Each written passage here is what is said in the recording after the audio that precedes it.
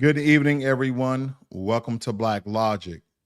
So, President-elect Donald Trump prepares to assume office. He's making waves with some audacious territorial ambitions.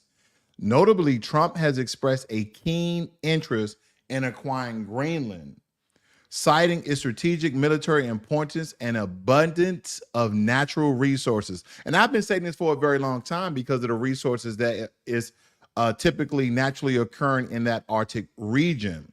Now, despite Greenland's autonomous status under Denmark, the Danish prime minister has firmly stated that Greenland is not for sale. But this bold move has raised eyebrows both domestically and internationally, prompting discussions about the implications of such an acquisition. And other reports has come out stating that a lot of the Greenlandic people are interested in becoming an American territory because of the economic opportunities as well as protection that Denmark has not been providing for the largest island in the world. Because again, those waterways is the typical pathway that Russia and or North Korea would use to attack the U.S. So this is very strategic to America, let alone the access that we have to that Arctic and Antarctic region and the natural resources that naturally occur in that part of the world. So again, people are entertaining the fact that America could possibly make Greenland an American territory. Do I believe that is going to happen? I don't believe it's going to happen, but nonetheless, it's still interesting. Now, in a significant legal development, a federal judge ruled that ruled that the Department of Justice can release special counsel Jack Smith's final report on January 6th investigation. This report is expected to shed light on the events surrounding the Capitol riot and provide insights into any potential involvement by high-profile individuals. The release of this report could have profound implications for the incoming administration and the nation's political landscape. A lot of people are asking, what is in this report that would be jaw-dropping? Again, people who gathered together on January 6th, I believe it was part protesters, part rioters, and part insurrectionists. I do not believe everyone who was there was taking hold to being an insurrectionist, taking hold to being a rioter. But I believe that in some form or fashion, a great majority of them were protesting peacefully. As Donald Trump stated, he told them, go and protest peacefully, okay? Again, not to uphill or interfere with the peaceful transfer of power, okay, that is given to by the Constitution. But a lot of people are interested in Jack Smith's final report. And don't forget, Jack Smith is stepping down. He's actually stepping down before January 20th inauguration. In this case, he's trying to save face. He doesn't want to get fired or quote unquote let go. So that's the reason behind all of that. He's just kind of saving face on that. Now, the House GOP is crafting a bill that proposes substantial spending cuts to fund President-elect Trump's key priorities, including tax reduction and border security. The proposed cuts target Medicare, also the Affordable Care Act, Medicaid, and climate initiatives, because this ambitious plans aims to save up to $5.7 trillion over 10 years, but faces significant oppositions from Democrats and some Republicans. The potential impact on millions of Americans who rely on these programs cannot be overstated. And I understand why there are some Republicans and a lot of Democrats are against this, because there are a lot of, hundreds of thousands, if not millions of Americans that are depending on Medicaid and Medicare that is subsidized by the U.S. government. And if you take those subsidies away, a lot of those people are going to incur large amounts of debts because they don't have enough funds to buy the premium plan from their employer. And some of them may not just be have coverage altogether because the mass amount of bills they have, or children, or healthcare problems they have. So again, some of these socialist programs, and we just have to call a spade a spade. A lot of these are socialist programs, okay? And I told people this, yeah, America on an outer shell may be a capitalist society where people come to be millionaires and billionaires and build businesses and, trade and commerce and all these great things that America has done. But nonetheless, we have a lot of socialist programs. So those people who can't afford certain healthcare premiums, that they are being subsidized so they can take care of themselves and America can still drive and thrive, so to speak. So again, I don't know. I would like to see some of the cuts and the ramification behind those cuts, what could actually occur if they, cut a certain amount from Medicare and Medicaid, as well as the Affordable Care Act, that a lot of these fall under with the added protections and added funds. So again, this could be very dangerous when you're talking about cutting programs that are supporting millions of Americans. Because don't forget, Social Security. Social Security was touted as a capitalist program for those who retire and then you get your money back. But it seems as though we're borrowing from ourselves. We're being indebted to ourselves. So this is becoming more socialized than anything else. So a lot of these programs are to assist us in our elder age. They're now seeming to cut, and I don't know if that's a good thing. Again, we will have to look into the plan, we'll have to look into the bill and look at the different particulars to see if that's going to harm a lot of Americans, or are they going to revamp or reconstruct the plan for it to cover more people or cut costs somehow and still get the coverage that a lot of our American friends need. So again, these are just interesting to note, and hopefully they're thinking for the better half of America and not what some of the things that the Democrats have done is put America in even more debt than we ever were before. Now, I don't know if you guys are familiar with this, because the FDA is reviewing a new non-opioid, pain med, which could become the first new medication for acute pain in over 2 decades. I said this when I was talking about RFK. I said RFK gonna come in and he's gonna cut the poison out, and he may help to develop a non-opioid or a non-addictive pain med. I know it's possible. Now, this particular pain med developed by Vertex Pharmaceuticals has been granted priority review with a target action date of January 30th of 2025. Now, that's fast in the government, by the way. That's very, very fast. I don't know how long this drug has existed, but us, the public, knowing when they're going to do this review within the same month, that's very fast. So I'm actually excited about that, because we have millions of Americans who are addicted to opioids, because when they created these opioids, and again, this is my conjecture, this is my opinion, that when they created these opioids, they knew that a vast majority of Americans were going to be addicted to it. And if you're addicted to something, what do? You continue to buy it over and over and over again, thus making pharmaceutical and insurance company even more rich than they already are. Okay, that's my conjecture. That is my opinion on that.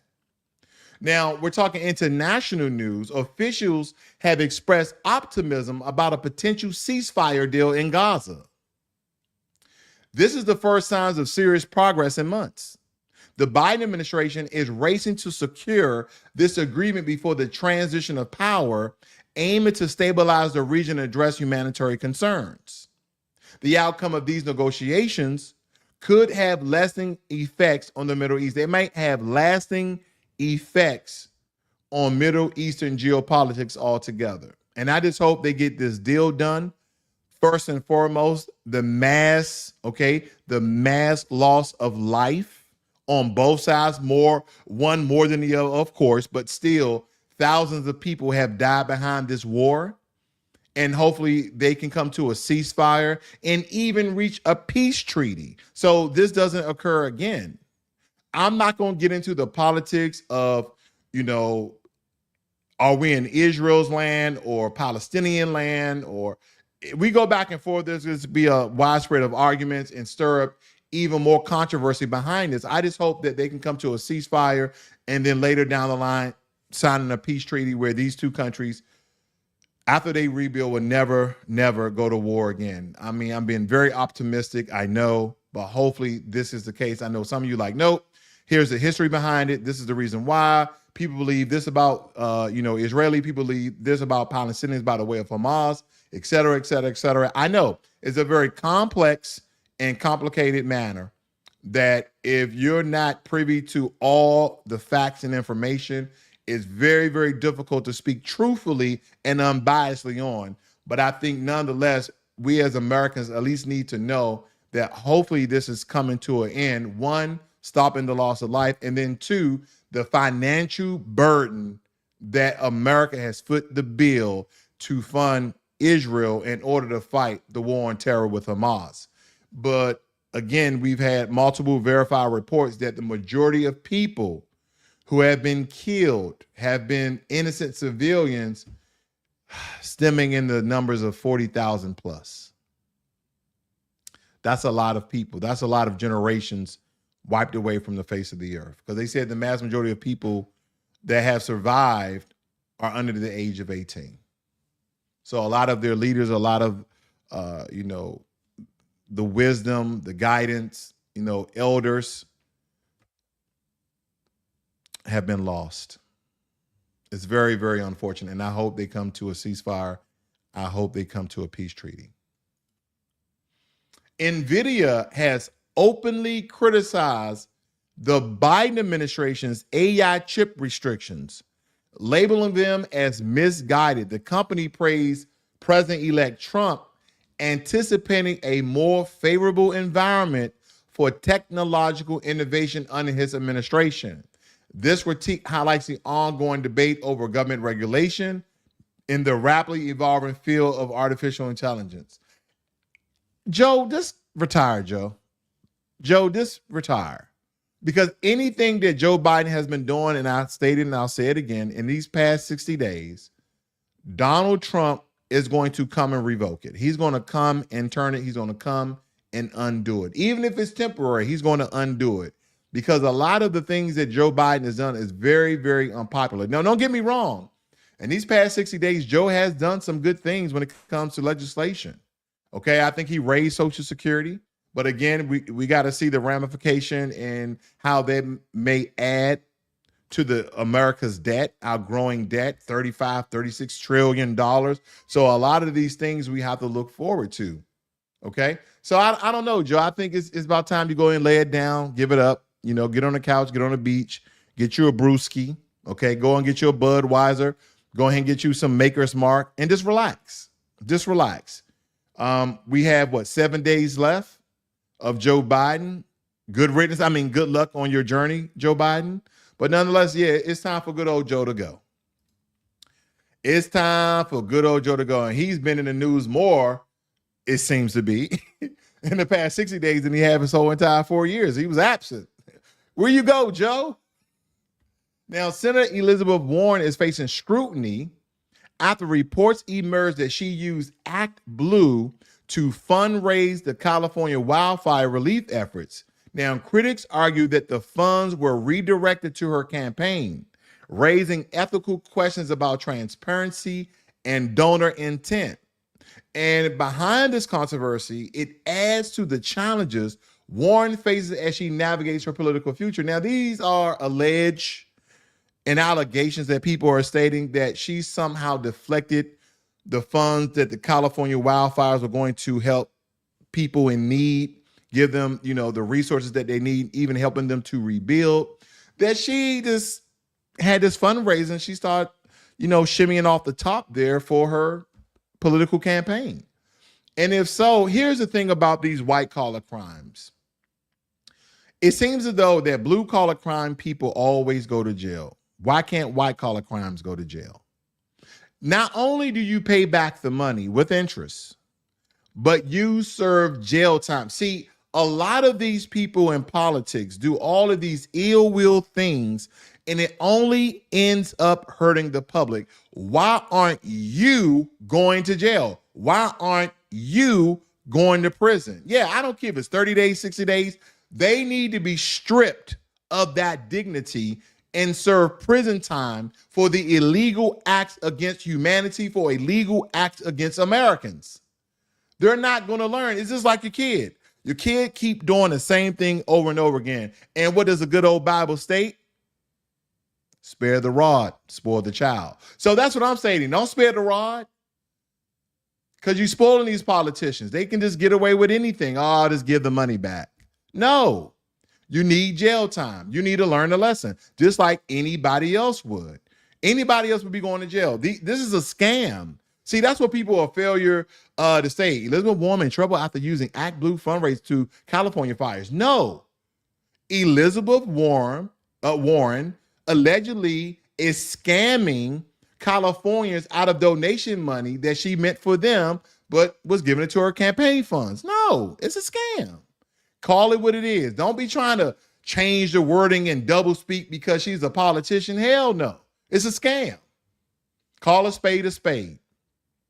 Now, the U.S. Supreme Court has allowed a lawsuit from Hawaii to proceed against fossil fuel companies over alleged misinformation about climate change. This decision could pave the way for similar legal actions, holding corporations accountable for their role in environmental degradation. This implication for the energy sector environmental policies are significant.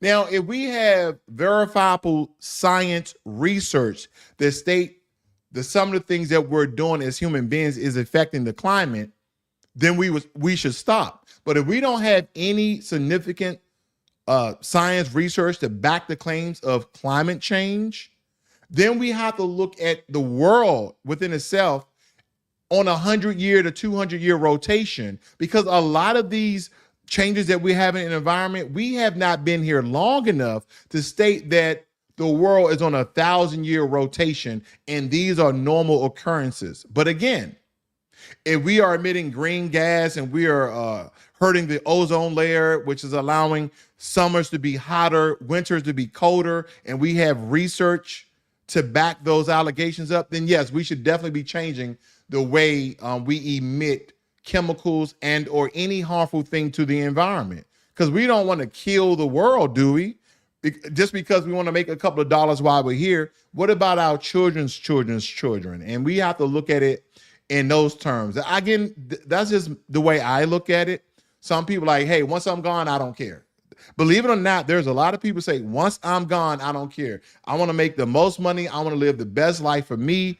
They're going to have to deal with it when they get here. But again, hopefully people are thinking generationally. Now, political strategist Steve Bannon has vowed to diminish Elon Musk's political influence, because Elon Musk, he's been running off at the mouth, everything politics, and his father came out and says, don't listen to my son.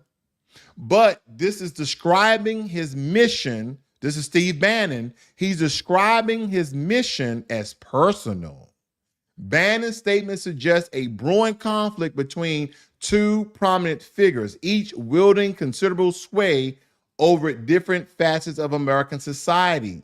The outcome of this clash could influence the intersection of technology, politics, and public opinion. And a lot of people saying that the concentration of MAGA changed when Elon Musk became a prominent figure in President-elect Donald Trump's circle.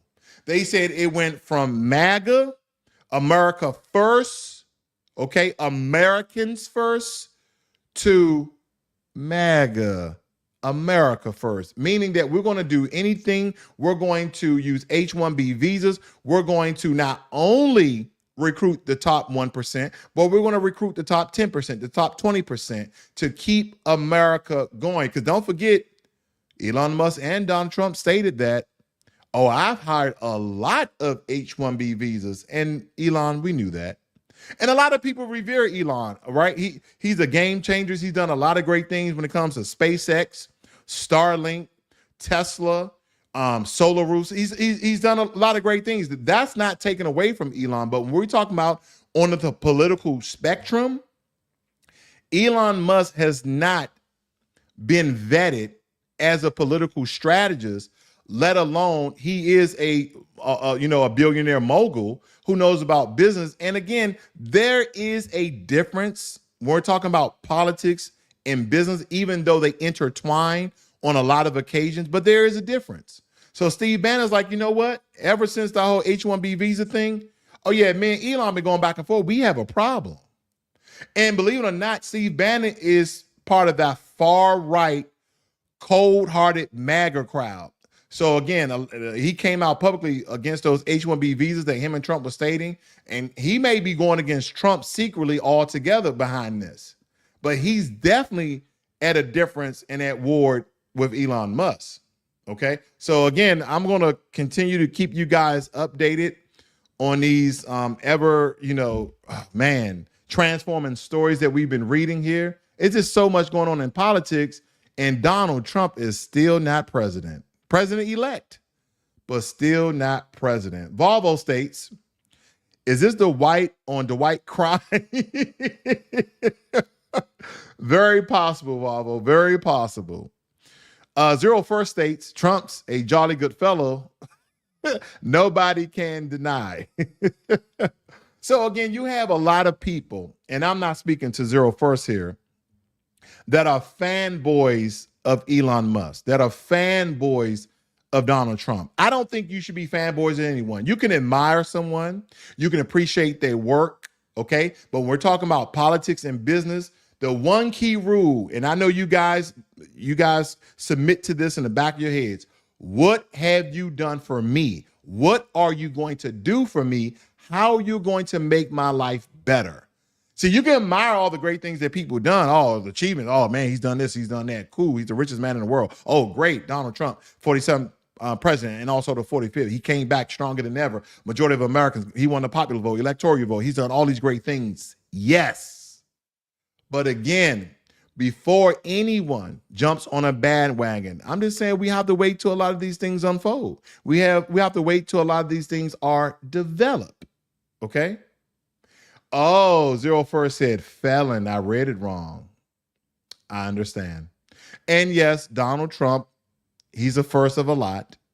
Okay, he is the first convicted felon president. But don't forget what the judge stated. I think it was Judge Merchant, if I can recall correctly, stated that he's not going to serve any jail time. He won't even have any probation. He's just convicted. Now, can I ask you guys a question? Now, I'm a black middle-aged man. I'm a black middle-aged man. Hold on. Let me get on camera. I'm a black middle-aged man. If I did some of the things that Donald Trump did, would I be going to jail? Or would I be like, unconditional release? You guys have a great and wonderful day. Welcome back, Solid Snake. We miss your rhetoric here on Black Logic, but nonetheless, we see you. Thank you all for joining me here this evening. Please leave some comments after the video has posted and ask any questions or any potential news stories you would like to hear. You guys have a great and wonderful night. This is Black Logic.